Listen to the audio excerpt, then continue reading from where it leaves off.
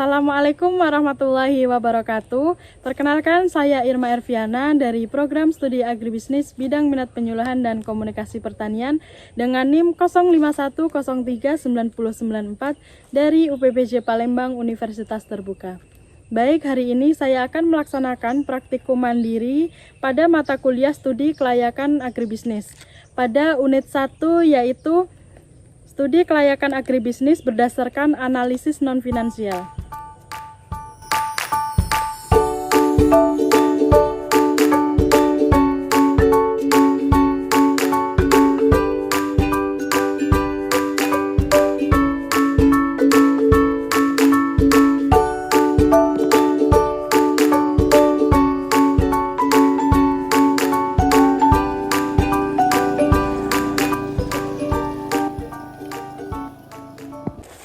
Baik, Assalamualaikum warahmatullahi wabarakatuh. Waalaikumsalam warahmatullahi wabarakatuh. Baik Bu, perkenalkan saya Irma Erviana dari mahasiswa Universitas Terbuka Bu. Saya izin untuk mengikuti praktikum di lahan Ibu ya Bu ya. Iya. Untuk sebelumnya perkenalkan dulu nama Ibu siapa? Nama saya Wiwit Fitriani. Asalnya dari mana Bu? Desa Margorukun. Baik Bu, di sini saya izin mewawancarai Ibu ya. Ya. Untuk usaha saat ini Ibu apa ya Bu ya? Untuk usaha saat ini kami menanam pohon kelapa. Biasanya dijadiin apa Bu? Buahnya nanti kita jadikan Kopra biasanya Bu ya. ya. Kopra biasanya juga dijual satuan itu ya Bu ya? Iya, butiran. Baik Bu, langsung saja. Langsung saya wawancarai ya Bu ya. Iya. Baik, untuk yang pertama yaitu untuk aspek pasarnya ya Bu ya. Untuk pertanyaan pertama, bagaimana kondisi pasar dan permintaan kopra di wilayah ini Bu? Apakah stabil atau enggak Bu ya di sini ya? Stabil. Ya, stabil saat ini untuk pemasaran. Nah, di sini juga ini ya Bu ya, banyak industri minyak kelapa dan sabun di Sumatera Selatan ini ya Bu ya. Iya. Biasanya itu dibawanya ke daerah mana ya Bu ya? Biasanya dibawa ke daerah Palembang. Palembang ya Bu ya. Iya. Nah, yang kedua, siapa konsumen utama Bu di produk kopra ini? Misalnya kayak pedagang pengepulnya atau siapanya Bu? Ke pedagang pengepul biasanya Bu ya kalau kopra ya? Biasanya ke pengapul biasanya. Baik, untuk biasanya ini ke Palembang ya Bu ya? Iya, sering dibawa ke Palembang. Nah, baik, untuk pertanyaan ketiga, bagaimana strategi pemasaran yang digunakan Bu? Misalnya untuk menjaga kualitas kopra itu tetap kering gitu Bu misalnya. Ya, yang pertama, langkah pertamanya itu biasanya dikeringkan dulu ya Bu ya? Dikeringkan dulu biasanya. Menjualnya itu melalui koperasi desa apa gimana Bu? Lewat pengapul itulah ya Bu ya? Iya, lewat pengapul diambil ke rumah lalu dibawa ke Palembang ya Bu ya biasanya ya.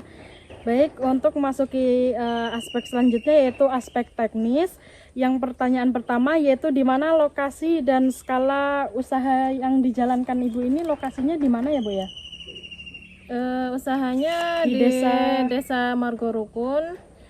Untuk kabupatennya di mana Bu? Kabupaten Banyuasin. Ya, Kecamatan Muara Sugihan ya. Ya.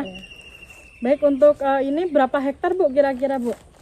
Biasanya sih kami menanam itu 2 hektar. 2 hektar ya, banyak ya Bu ya? Iya, lumayan cukup banyak. Nah, apa aja ya Bu ya peralatan teknologinya Bu yang digunakan itu? Misalnya apa Ibu ini punya alat teknologi apa? Misalnya di sini manual biasanya Bu ya? Ya, kami lebih banyak mandiri, yaitu manual. Manual biasanya Bu ya. Ini pakai pencukil kelapa itu ya Bu ya? Iya. Pakai pisau biasanya kalau nggak ada. Biasanya juga dijemur langsung ya Bu ya? Dijemur langsung. Biasanya nunggu berapa hari itu? Berapa hari sampai 3 hari, 2 hari langsung bisa diambil. Ya, Bu. Nah, untuk pertanyaan selanjutnya, bagaimana proses produksi dilakukan? Dari pertama itu prosesnya bagaimana Bu? Dari pertama itu kan dipetik dulu ya Bu ya? Kita metik kelapa dulu, langsung kita kumpulkan, dikupas, langsung kita belah kelapa itu menjadi dipanaskan, dikeringkan, ya langsung 2 hari 3 hari kita bisa mulai mencongkel kelapanya ya, untuk dijual ya Bu ya. Baik, untuk memasuki aspek selanjutnya yaitu aspek manajemen. Yang pertama, siapa pengelola utama usaha ini, Bu? Keluarga Ibu atau Ibu sendiri misalnya?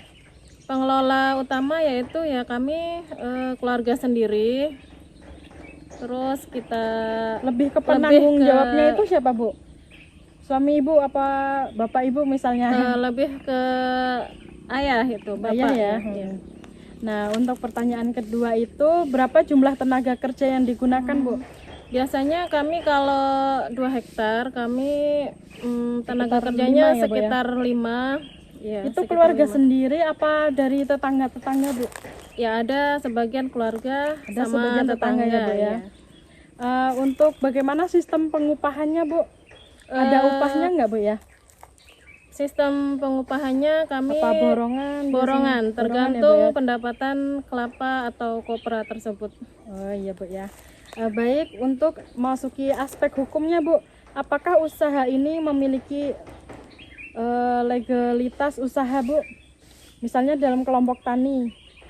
Tapi kan karena di sini mandiri, Bu, ya, jadi Iya. nggak masuk kelompok tani ya, Bu, ya. Tidak masuk. Jadi punya sendiri. Nah, untuk pertanyaan selanjutnya, bagaimana status kepemilikan lahan? Nah, lahannya itu milik siapa, Bu? Lahannya milik sendiri. Milik sendiri ya, Bu. Apakah sudah bersertifikat hak milik, Bu? Sudah bersertifikat ya? Iya. Sudah. Nah, untuk aspek sosial, ekonomi, dan budaya, yang pertanyaan pertama yaitu apakah usaha ini menciptakan lapangan kerja baru, Bu? Membuka peluang kerja buat orang lain misalnya. Misalnya kan untuk pemetikannya itu yang metik tangga atau siapa, untuk pekerja itu apakah membuka peluang, Bu, untuk orang lain? Ya, Biasanya iya ya, Bu, ya? biasanya ya membuka Tergantung peluang buat juga orang lain. buahnya ya, Bu, ya, banyak Kalau apa enggaknya. buahnya banyak, kita memerlukan tenaga kerja, saudara atau orang lain. Nah, baik, Bu, apakah ada dampak ekonomi terhadap masyarakat itu biasanya mendapat keuntungan ya, Bu, ya, pendapatannya itu ya untuk keluarga ya, Bu, ya. Nah, adakah dampak budaya dari usaha ini? Nggak ada. Oh, nggak ada ya, Bu, ya? Tidak ada, alhamdulillah, Bu.